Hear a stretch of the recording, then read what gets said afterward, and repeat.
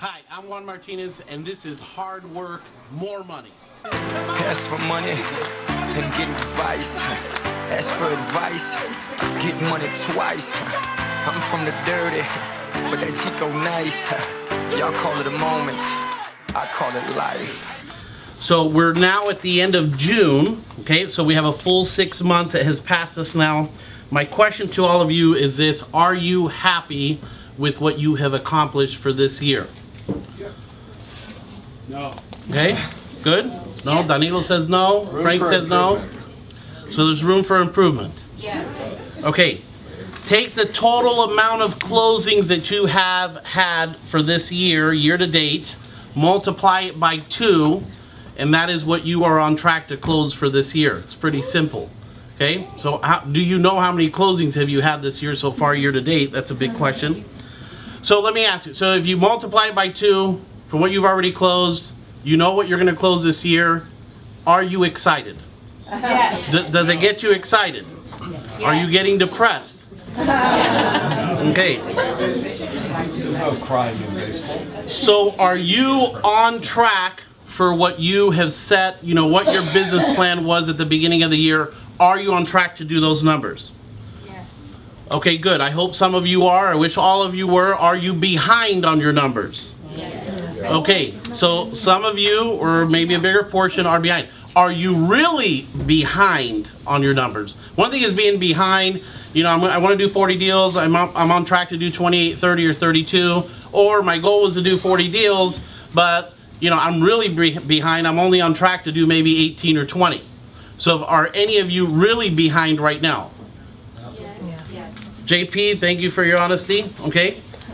Right now is the time to pull your business plan out and revisit your business plan, making the adjustments that you need. Your business plan is a working document. You should have it on you all the time. My business plan is with me at all times right here in my folder that I take home, I bring back every single day, okay? And I'm looking at it all the time. It's a working document and you go adjusting. Right now is a perfect time to look at it, so you know what you need to do July 1st and take some action, okay?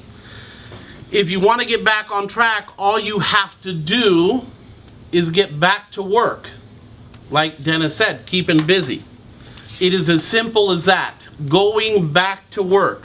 What is work in this business? So let's talk about it. There's a lot of things that we could do in this business. But what is true, real work? Real work is lead generation. That is work. That is showing up, getting on the phones. That is work. Lead follow-up, calling leads, asking for the appointment. That is work. Going out and doing a listing presentation and presenting to somebody, maybe competing against other agents. That is work. Doing a full-blown buyer presentation, setting the rules and the standards. That is work. Calling price reductions on your listings. Man, that is work. That's real work right there. If you're doing these things, you are working, okay? That's the business. Now, I believe the most important thing that you can possibly do in this business is lead generation, okay? If you're not generating leads, then you don't have the listing presentations to go on. You won't have the leads to follow up on, nor will you have the listings needed to go and do price reductions, right? So it kind of boils back down to lead generation. I feel that every single one of us has to be in lead generation at least half of the day. At least half of the day, right? No matter what happens in your business life or your personal life, lead generation must be 50% of your day, every day, 5 days a week, 50 weeks a year. Okay? That is real work. We're independent contractors, I know that. But if you really want to work in the business, you got to be in lead generation half the day. If you're trying to get to 20 plus deals a year, then doing 3 to 4 hours of lead generation is minimum. You have to do that in order to do 20 plus deals. If you're working on doing 50 deals a year, okay, like Tina is, minimum standards should be 3 hours a day, 5 days a week, okay? That should be minimum standard. If your database grows to 1,000 past clients and center of influence, right? JP, you got 1,000 center of influence in your database plus, okay? If your database grows to 1,000 past clients and center of influence, and your only source of business is your database, then it's a minimum requirement of 3 hours a day to generate 100 deals a year. If you have 1,000 people in your database, you got to make at least a minimum of 3 hours of calls every day just to your database, no other source, okay? Just 3 hours of database calls to produce 100 closed transactions from your database, okay? That's a fact. So at what point does that lead generation come down? It doesn't, okay? Unless you're winding down your business and you want to bring it down to 1 or 2 hours or not do lead generation, then that tells me that you're at the end of your career, okay? Are you starting your career or are you ending your career? Half a day of lead generation will solve all of your business problems. You're not on track for this year for what you want to accomplish. Lead generation is going to solve that problem. And the best thing that you can do is always tackle this in the first half of the day. Okay? Can you guys hear me over there? Yes. Manny, are you paying attention? Which Manny? All of them. All of the above. Guys, the best thing that you can do is tackle this in the first half of the day. This doesn't mean, okay, I'm going to prospect from 11 to 12, show up at 11 o'clock in the morning, prospect for an hour. Okay, I tackle my lead generation for the first half of the day. No, that's not the ticket. That's showing up every morning. This is doing it full 3 hours every day, every morning with no interruptions, right? That's true lead generation. Now, no matter what happens in the business, you don't stop. Too many distractions that throw you guys off. If your pendings start growing because you put the hours in like Juan Cardenas does, he's not here, but he's always in lead generation. Oh, there he is. Number 1 in buyer sales for the month of May.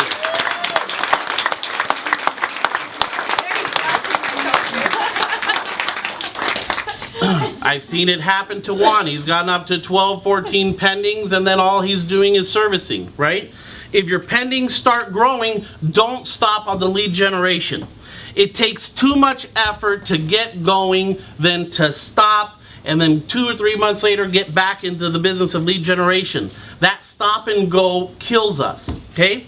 If you start getting overwhelmed, take advantage of the overwhelm and work more hours and make more money. If you're doing a lot of lead generation and it creates so many pendings for you and you start getting overwhelmed, enjoy the overwhelm because you're going to enjoy the money after. But you can't stop generating leads, okay, every day. Make sense? Good. Money is the results of your hard work and the service that you provide. If you work hard and you're willing to put the time in and do the lead generation, the reward is going to be the money that you're going to receive. What are you going to do with that money? Are you excited to enjoy that money? Can you believe that you can build that amount of money coming in every month? I hope you do. If your pendings are low, you should consider spending most of the day in lead generation. If you're used to having 6 or 8 or 10 escrows and you're down to 2, spend the whole day in lead generation, right? It is okay to prospect 6 to 8 hours every day. I'm going to repeat that. It is okay to prospect 6 to 8 hours every day. This is not going to kill you. It's only going to help you, okay? It is okay to prospect for 8 hours. Tell me anything better than to do that to do lead generation. Is there anything more important that you could do on a daily basis? Yeah. So if you prospected for 8 hours a day, okay, because you're low on pendings, you're not going to die, okay? It's not going to kill you. Jim, are you alive? Yes, sir. Okay. If you're having a bad day, okay, don't give up on lead generation. If you're having do we have ups and downs in the business? Yes. Man, yes it is. I had to deal with one of your guys' customers last night. They were on hold for 4 or 6 hours because they wanted to talk to me. Oh my God. Yeah. What? Yes. Why did they have to wait 4 hours? Because I'm in appointments. I don't break my schedule for anybody. Oh. All right? If you're having a good day, you had a few closings, you got money flowing, don't give up on lead generation. Don't give up, no matter how good it is. Because if you give up on lead generation, it's going to get bad. If a client is throwing you off your schedule, intensify your lead generation, right? Somebody's throwing you off, an agent's throwing you off, a customer, a lender, okay? Hang up on them and intensify your lead generation, get on the phones. If you're not on a weekly listing appointment, turn the heat up on your lead generation, right? It's pretty simple. If you're not on track for your goals, consider doing lead generation all day on Saturday, right? Sometimes we have to put a little bit more effort into what we're doing to get the results that we want, okay? Who's ever done lead generation on Saturday? It's not gonna kill you. If you work 6 days in a week, it's not gonna kill you. Yes, you should take one day off. But if you don't have the amount of pendings, the amount of listings you have, consider working all day Saturday. Lead generation can cure any problems that you have in this business. It really will. Okay, and you got to get that, ingrain that into your head. Yes, lead generation is work. Lead generation is hard work. However, it will lead you into a much more successful career. This industry will provide you all the success that you want, but you have to have the desire and the work ethic to make it happen. Do you have the desire to succeed? Yes. Two reasons why people come into the real estate business. Number one, flexibility, okay? And number two is money. Ask for money and get advice. Ask for advice, get money twice.